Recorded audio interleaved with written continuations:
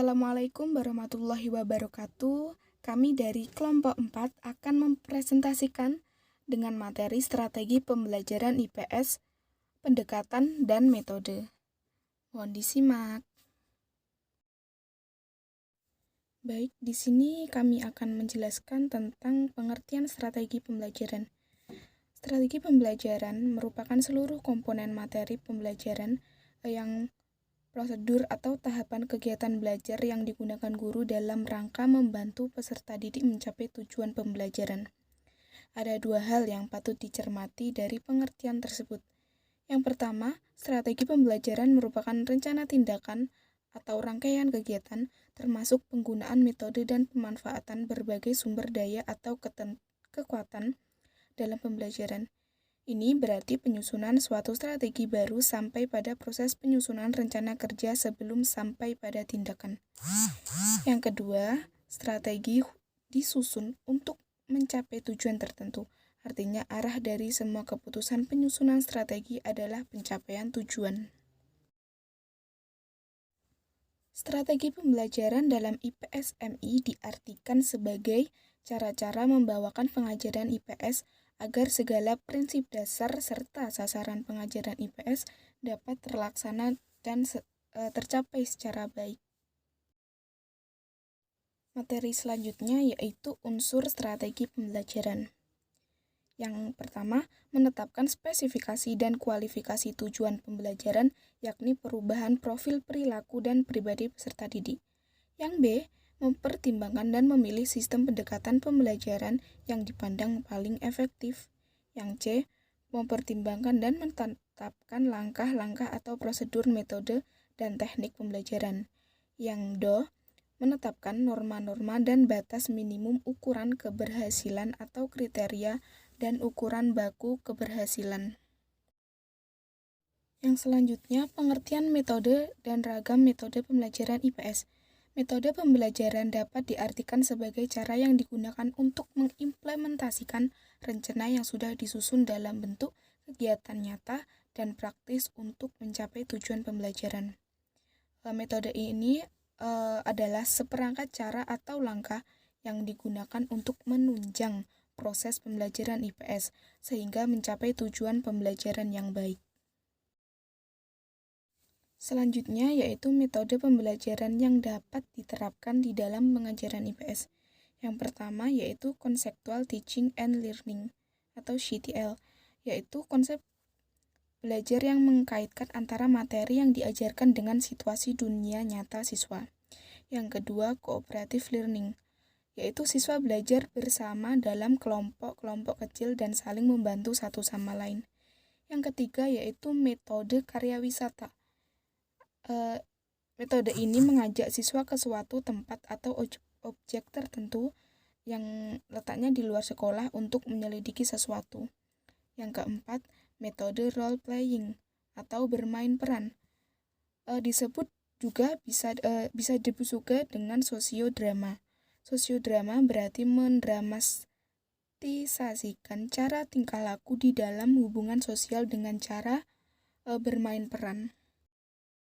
Materi yang selanjutnya yaitu jenis strategi pembelajaran IPS MISD.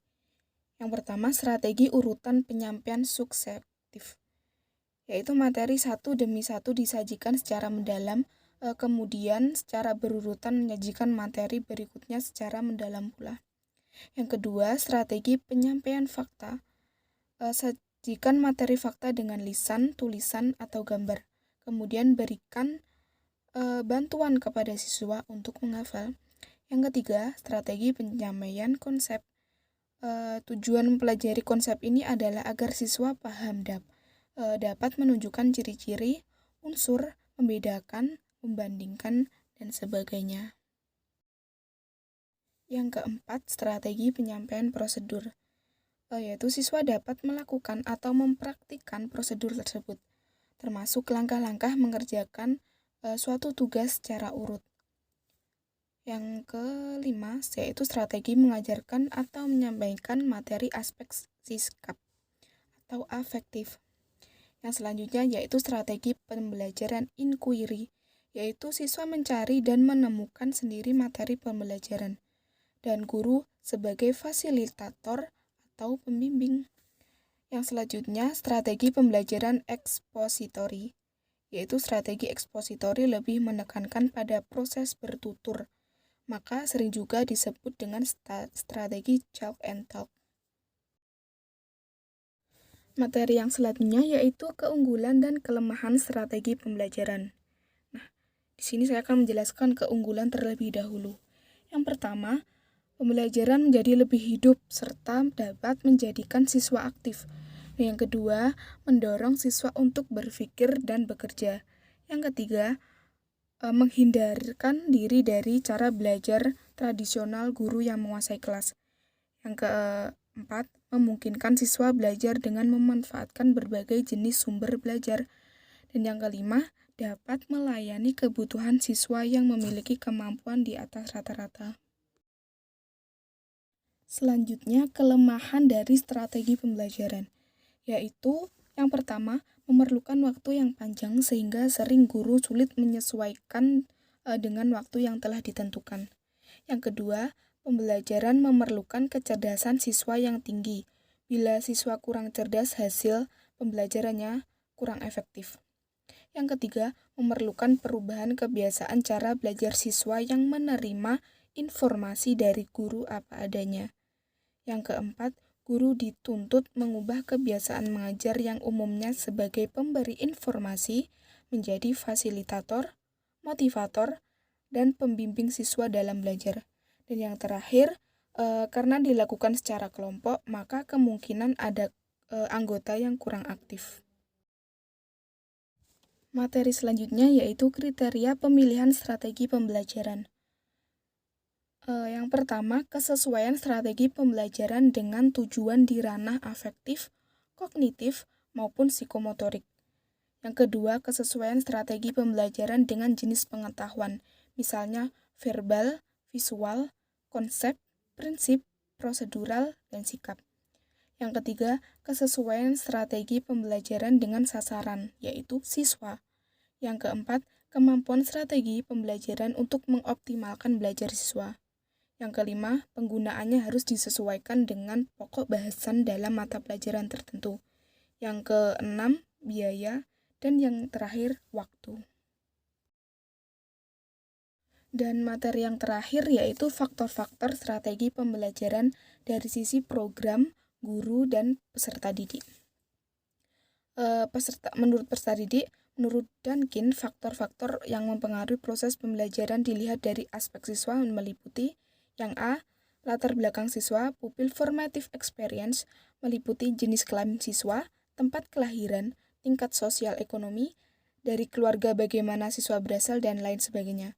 Yang B, sifat yang dimiliki siswa, yaitu pupil property, meliputi kemampuan dan pengetahuan dan sikap.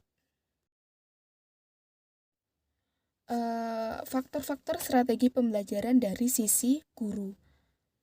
Menurut Duncan, ada sejumlah aspek yang dapat mempengaruhi kualitas proses pembelajaran apabila dilihat dari fakta guru, yaitu yang A, teacher formative experience, yang B, teacher training experience, yang C, teacher properties. Selanjutnya, faktor-faktor strategi pembelajaran dilihat dari sisi proses. Pola umum proses kegiatan pembelajaran adalah terjadinya interaksi antara guru dan anak didik dengan bahan sebagai perantaranya. Sekian presentasi dari kelompok kami. Apabila kelompok kami mempunyai salah kata, salah ucap kepada teman-teman, kelompok kami meminta maaf yang sebesar-besarnya. Wassalamualaikum warahmatullahi wabarakatuh.